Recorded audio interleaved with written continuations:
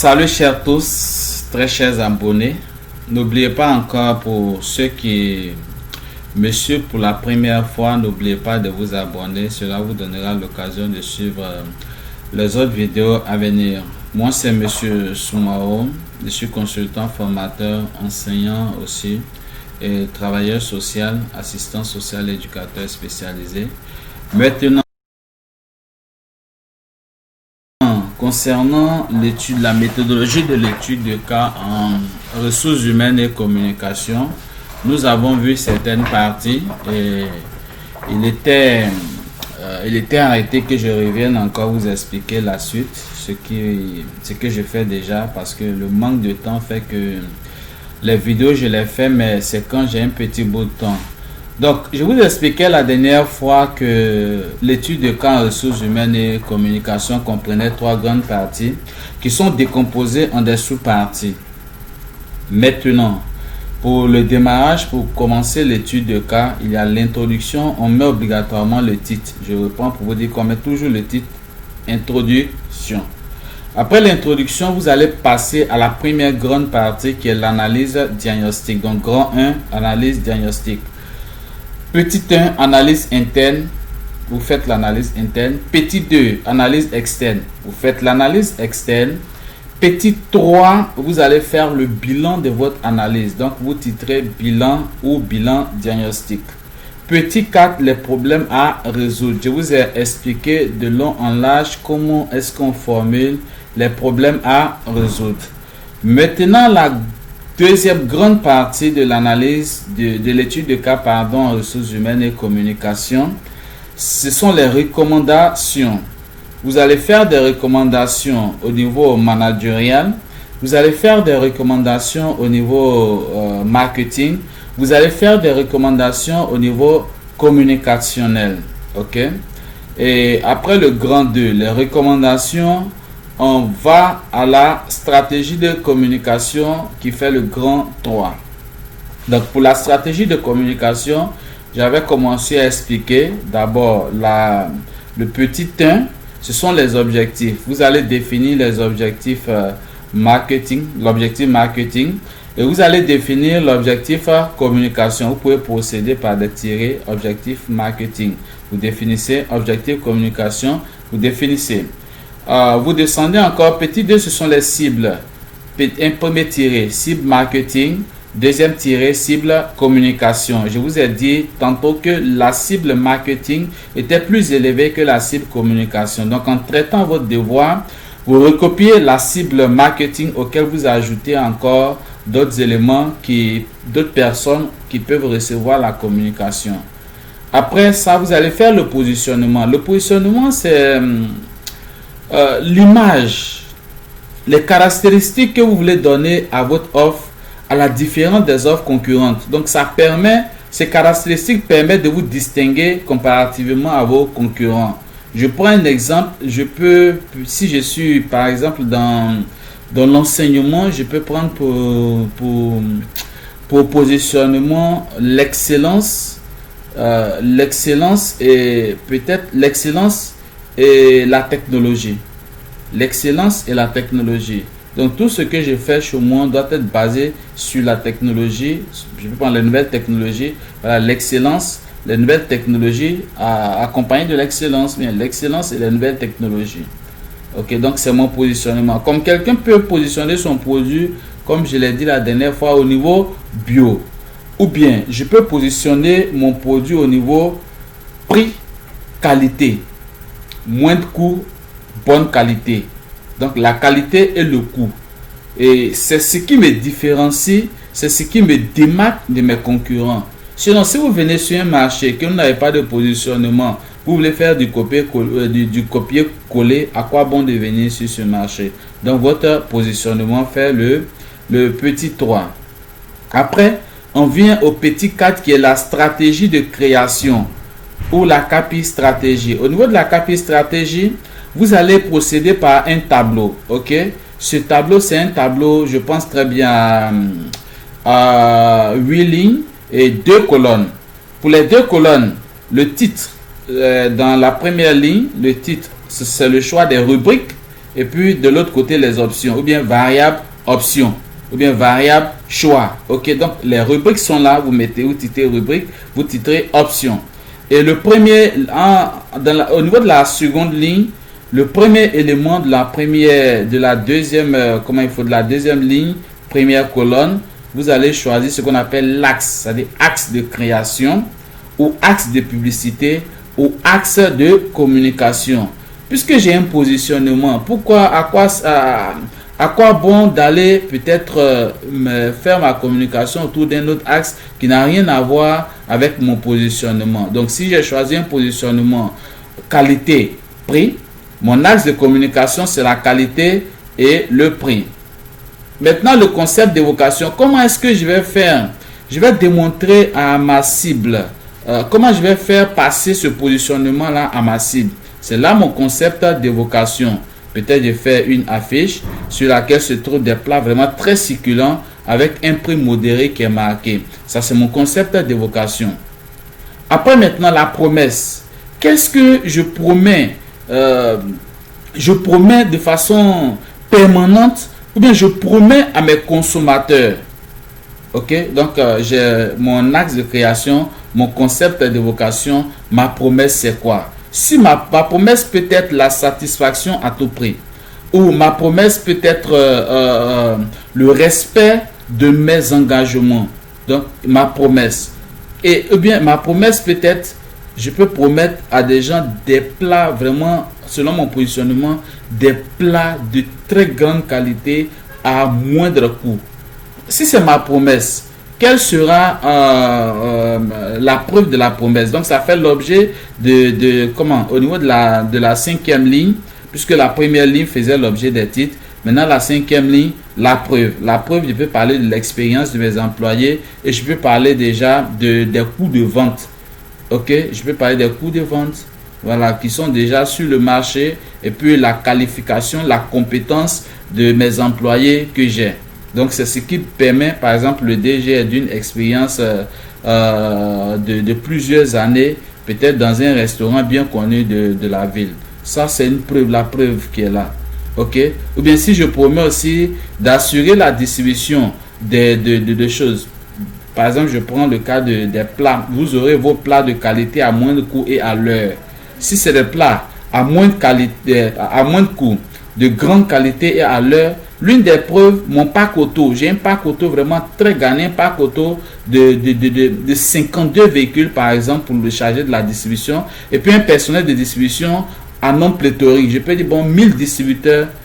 Vous voyez un peu, c'est la preuve de la promesse que j'ai faite. Donc, je reprends. On a l'axe de publicité, on a le concept d'évocation, on a la promesse, on a la preuve. Après cela, on vient en cinquième position, au niveau de la sixième ligne, le bénéfice consommateur. Si je fais des plats de qualité à moindre coût et à l'heure, vous bénéficiez de quoi? Non seulement vous êtes dans le temps, la ponctualité, vous allez bénéficier de votre ponctualité pour votre travail. Vous allez l'économie, vous allez économiser parce que au lieu de prendre peut-être 1000 francs aller acheter un plat, moi je vous l'offre à 500 francs. Donc pour chaque plat acheté, vous économisez 500 francs. Le bien-être, si le plat est de qualité, c'est le bien-être, la satisfaction. Ok, donc tout cela fait partie des bénéfices que le consommateur peut retirer. Après les bénéfices consommateurs, pour ma communication, quel sera le ton que je vais utiliser? Donc ton, je préfère prendre un ton qui est vraiment sérieux et démonstratif. Parce que c'est de la nourriture. Le son peut être sérieux et démonstratif. Ça, c'est un ton. Maintenant, quelles sont les contraintes pour faire ma communication? Si on m'a donné, par exemple, 20 millions de francs CFA comme budget, c'est une contrainte budgétaire. Imaginons que dans le sujet, on me dise non, que la publicité comparative est interdite. Donc là encore, au niveau de ma communication, il y a une contrainte légale qui est là. Ok, ou bien il y a certains aspects qu'on ne peut pas vraiment mettre en relief à cause de la cible qui est mineure. Donc là encore, c'est une contrainte qui est là, mais une contrainte légale. Donc je peux avoir des contraintes légales, des contraintes budgétaires, etc. Donc les contraintes. Après, je parlais du ton, contrainte, et je viens maintenant au slogan. À moi d'énumérer un slogan qui rime avec mon positionnement. Ok, donc je donne un slogan. Le slogan, par exemple, si mon entreprise s'appelle Soum SA, il dit Soum SA, vous avez la qualité à moindre coût. Ok, ou bien Soum SA pour les travailleurs ponctuels qui connaissent la qualité et qui bon, les travailleurs ponctuels bénéficient de la qualité à moindre coût. Ou bien chez Soum SA, nous vous assurons la ponctualité, la qualité et un coût à la portée de toutes les bourses. Mon slogan. Dès que j'ai fini cette partie, toujours dans la stratégie de communication, j'étais maintenant à la CAPI stratégie qui était le 4e élément. Je vais maintenant au 5e élément, c'est la stratégie des moyens de communication. Et là encore, c'est un tableau à 2 colonnes avec des lignes. Et qu'est-ce que je fais? C'est là que je fais le choix, pas 2 colonnes. C'est un tableau, je pense très bien, à 4 colonnes parce qu'on a médias et hors médias. Médias et hors médias que j'ai à choisir. Les supports que j'ai à choisir. Et puis, je justifie maintenant pourquoi le choix de ces supports. Donc, en première colonne, si je veux, je fais une colonne qui sera subdivisée en 2, où il y a médias, hors médias. Maintenant, à la deuxième colonne, quand je viens en haut, je mets médias et hors médias. Donc, je vais commencer à citer les médias que moi, je vais choisir. Donc, la première colonne, dans la progression, en allant au niveau de la deuxième colonne, tout ce qui est média, je commence à citer. Et vous êtes sans ignorer que nous avons, bon, à ma connaissance, 6 grands médias, dont un est un super média. La télé, la radio, l'internet, l'affiche, le cinéma et la presse écrite. Maintenant, le super média, c'est l'internet parce que tous ces médias peuvent se retrouver au niveau de l'internet. Et au niveau de chaque média, vous avez des supports. Si je prends la télévision comme média, il y a la RT1, la RT2, il y a A+, Ivoire, etc. qui sont des médias. Canal, comment dire, France 24 est un support, ok? France 24 est un support. Canal est un support. Vous voyez, quand je dis Canal Sport, par exemple, est un support. Trust Africa est un support. La RT1 est un support. La RT2 est un support, etc. Au niveau de la radio, on a plusieurs radios. RFI est un support. Sinon, le média, c'est radio. Mais ici, en Côte d'Ivoire, nous avons la nationale, on a Fréquence 2, on a Radio Jam, qui sont des supports du média radio. On va à la presse écrite encore. Le Monde est un support du média la presse écrite. Je prends Fraternité Matin, c'est un support du média la presse écrite. Je prends l'Inter, c'est un support du média la presse écrite. Donc, je choisis mes médias et mes supports, puis je justifie. Imaginons que je prenne en Côte d'Ivoire, au niveau de la presse écrite, je prenne Fraternité Matin.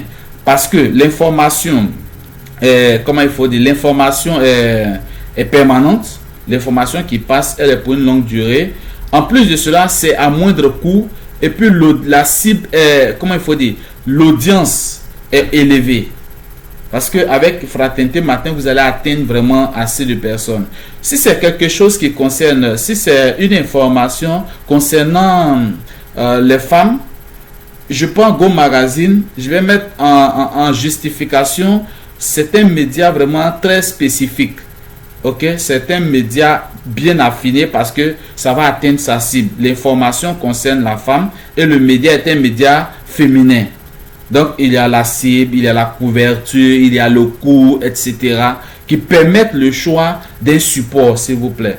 Je préfère parce que là où on met la justification, c'est concernant plus le support. Donc, ça permet de justifier pourquoi est-ce que j'ai choisi ce support-là. Donc, au niveau de la stratégie des moyens de communication, j'ai mes médias. À chaque média, il y a des supports. Donc, je vais choisir les médias, les hors médias et je vais justifier pourquoi est-ce que j'ai fait ces choix-là. Comme je vous le disais, vous aurez l'occasion de voir une explication plus détaillée de tout ce que je suis en train d'expliquer avec un tableau à l'appui. Donc, j'ai chargé l'un de mes partenaires de confectionner le tableau et je pense très bien que ça ne saurait tarder. Vous allez avoir ça et je vais pouvoir utiliser ce tableau pour vous expliquer vraiment de long en large. Donc après, la stratégie de moyens de communication, vous allez faire ce qu'on appelle la stratégie budgétaire. Ok, donc j'étais au petit 5, petit 6, stratégie budgétaire. Au niveau de la stratégie budgétaire, on va définir le budget, on va répartir le budget. Donc le budget sera non seulement défini, même quand il y a un montant qui est déterminé dans l'étude de cas, vous déterminez ce montant-là. Ok. À défaut, on peut vous dire que c'est une fraction du chiffre d'affaires qui va constituer le budget. Donc qu'est-ce que vous allez faire? Vous allez faire un calcul. Ok, donc vous avez le budget et vous allez maintenant répartir le budget entre les médias, les hors médias et les supports. Mais je tiens à vous signifier qu'en Côte d'Ivoire, où nous sommes, on a la taxe sur la valeur ajoutée, qu'on appelle la TVA, qui est de 18%. Il y a la taxe sur la publicité, qui est la TSP, qui est de 3%.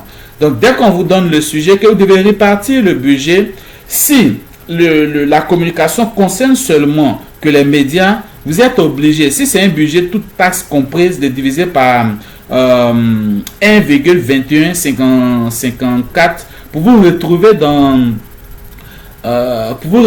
au niveau du montant hors taxe. À défaut, si vous avez des moyens, c'est-à-dire les médias, les hors médias combinés, il y a lieu déjà au niveau des médias de prévoir les 3% et les 18%. Mais au niveau des hors médias, vous n'avez qu'à prévoir seulement que les 18%. Mais il peut arriver que vous ayez un sujet où on n'a pas besoin de faire appel à un communicant ou bien à des communicateurs externes. De façon très facile, nous pouvons communiquer chez nous en entreprise sans avoir recours à un prestataire externe. Et si tel est le cas, vous allez voir que vous n'allez considérer aucunement la taxe, que ce soit la TVA ou la TSP. La TVA et la TSP sont considérées au cas où on a recours à un prestataire externe. Ou à défaut, si vous avez un organe formel d'information en votre sein qui verse la taxe. Si ce n'est le cas, vous ne tenez pas compte de cela. Et il y a des sujets qui vont vous les spécifier et vous allez faire vos calculs en fonction. Je vous le dis très bien. La personne qui est vraiment attentionnée, qui est habituée aux chiffres, il n'y a pas de raison que vous ne fassiez un calcul qui va tomber. Et au niveau encore de la répartition budgétaire, on a les frais d'achat d'espace qui sont à hauteur de 105%. Ok, achat d'espace. On a les frais d'agence à hauteur de 20%. Ok, on a les frais techniques à hauteur de 10% et les frais d'études à hauteur de 5%. Donc dans la progression au niveau des colonnes, vous allez faire les subdivisions en fonction. Ok, et après vous allez trouver le montant hors taxe. Vous allez ajouter la TVA, vous allez ajouter la TSP et vous allez trouver le montant toute taxe comprise. Donc là, si vous avez un budget de 480 millions, arrangez-vous à faire le calcul de telle sorte que le budget puisse suffire. Mais aller au-delà de ce budget, non, ce n'est pas conseillé. Donc l'idéal, c'est de tout faire pour vraiment utiliser le budget qui a été mis à disposition pour faire la communication comme il se doit. Donc après la stratégie budgétaire, définition du budget, répartition du budget, vous passez maintenant au calendrier. Et généralement, comme les objectifs sont fixés pour une période n'excédant pas un an, si vos objectifs sont fixés pour 6 mois, au niveau du calendrier aussi, vous allez faire un calendrier de 6 mois. Si vos objectifs sont fixés pour un an, vous faites un calendrier de 1 an. Ok? Et au niveau du calendrier, vous allez mettre les mois. Si je prends par exemple une périodicité d'1 an, je vais mettre les mois janvier, février, mars jusqu'à décembre. Donc les différentes communications que je ferai au cours des différents mois, je signifie cela au niveau si par exemple je dois faire la communication hors média, l'événementiel dans le mois de mars, je mets une croix là-bas et tenez bien, au fait, faites de telle sorte que ça corresponde à la réalité. Voilà, pour un budget par exemple de 480 millions, et puis aussi pour la disponibilité des gens, je ne peux pas me permettre chaque mois un hors média, c'est impossible. Donc, tout au maximum 2 hors médias dans l'année. Et c'est compte tenu de ça que vous faites vos choix. Et puis, mettez en des mois où il est possible de tenir ces hors médias là. Mais quelqu'un qui positionne son truc en janvier où on a assez de fêtes, bon, je ne sais pas. À moins qu'il y ait vraiment une obligation du test qui vous oblige à tenir cet événement là au mois de janvier. Ok. Et après le calendrier, vous passez à la conclusion générale. Vous avez fini. Je ne peux pas aussi prendre mon temps pour tout détailler parce que la vidéo serait un peu trop lourde. Et puis, s'il n'y a pas de tableau, sincèrement, vous n'allez pas pouvoir prêter attention à tous les détails. Mais comme je reviens à chaque fois là-dessus, ça vous permet déjà d'avoir un schéma de l'étude de cas en ressources humaines et communication. Vous savez à quoi vous en tenir. Ça vous permet aussi d'avoir un petit éclaircissement sur ce qui vous échappait. Ok, vous allez faire la conclusion, une manière de revenir un peu sur la situation. Au niveau de la conclusion, on met aussi conclusion sur la situation de cette entreprise et dire que si effectivement les différentes propositions que vous avez faites sont prises en compte, ça va permettre à cette entreprise-là d'atteindre les objectifs qu'elle s'est fixés avec les différents moyens à sa disposition. Ceci étant, je ne vais pas, aujourd'hui j'ai un peu débordé au niveau de la vidéo, mais je ne serai pas très long, je ne serai pas trop long parce que long, bon, ça dépend du système de référence de chacun. Mais je vous rappelle qu'il ne faut pas oublier de vous abonner à ma chaîne parce que les périodes à venir, je préfère assez me lancer dans le blogging et les périodes à venir, vous allez avoir des formations au niveau de l'enquête de satisfaction, au niveau des techniques de commerce international, au niveau de la psychologie appliquée, bien d'autres cas. Je vais revenir un peu là-dessus pour vous expliquer. Je parle de l'enquête de satisfaction. Au niveau du développement des ressources humaines aussi, on va traiter des cas. Mais je vais prendre mon temps pour vraiment apprêter tous ces éléments pour que ça puisse vraiment vous servir. On va revenir aussi au niveau de la recherche opérationnelle, au niveau de la gestion de l'approvisionnement, la distribution, la gestion des stocks et on va travailler. Donc, je suis en train d'apprêter, comme je vous l'ai dit, le tableau et vous allez avoir accès gratuitement à toutes ces vidéos-là. Pour tous ceux qui auront besoin d'informations. Et l'idéal dedans, c'est qu'on va l'adapter aussi à nos cas nationaux. Vous voyez un peu, on va adapter ces vidéos-là à nos cas nationaux, à nos taxes nationales, etc. pour que ça puisse vraiment vous servir parce que plusieurs vidéos existent, mais généralement, ça sort trop du cadre national. C'est vrai que nous sortons, mais il faut souvent revenir sur notre cadre national pour avoir une certaine spécificité. Ceci étant, je vous remercie et bonne chance à tous les candidats.